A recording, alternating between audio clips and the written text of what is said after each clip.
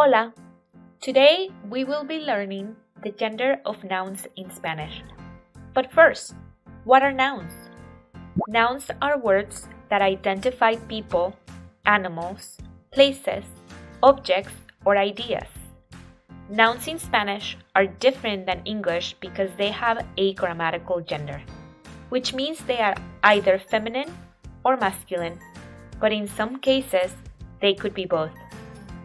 This grammatical gender has nothing to do with gender identity. This gender comes from the evolution of Spanish from the Proto-Indo-European language, the common ancestor of a large group of European languages that include English and Spanish. Both Latin and Anglo-Saxon, the ancestors of Spanish and English, had three grammatical genders: masculine, feminine, and neuter. Along the way, English speakers stopped classifying nouns by gender, while Spanish lost the use of the neuter gender only. For example, in English, the word computer doesn't have a gender, but in Spanish, computadora is a feminine noun. You may be wondering, do I have to memorize the gender of all Spanish nouns? Not necessarily. Articles and some simple patterns will help you identify if a noun is feminine or masculine. Put a pin on this idea because we will return to it later. Now, let's talk about definite articles. In English, there is only one: the. In Spanish, there are four: la, las, el, or los, depending on whether the nouns are feminine, masculine, singular, or plural. Let's use the noun we used before. If you were to translate the computer into Spanish, you would say la computadora, since computer is a feminine and singular noun. But what if you want to say the computers? In that case, you would say las computadoras.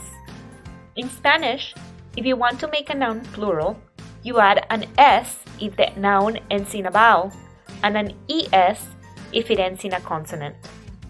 An example of a masculine noun is the book, which in Spanish would be el libro, or los libros if you want it to be plural. It is important that you learn nouns with their corresponding definite article. This will help you remember the gender of nouns when they don't follow a specific pattern. Remember that pin we added earlier? Let's get back to how to identify if a noun is feminine or masculine. Most nouns that end in a, yon, dad, tad, or umbre are feminine. For example, la mesa, las mesas, la canción, las canciones, la unidad, las unidades, la dificultad, las dificultades, la costumbre, las costumbres. And now the masculine nouns. Most nouns that end in o, ma, or s are masculine. For example, el carro, los carros, el problema, los problemas, el autobús, los autobuses. Keep in mind that not all nouns follow these rules, and there will be exceptions. For example, la mano, even though it ends in o, it is a feminine noun. And el día, even though it ends in a, it is a masculine noun. Remember that acquiring a language takes time. The more you hear nouns being used in context, the easier it will become to learn them. ¡Hasta luego!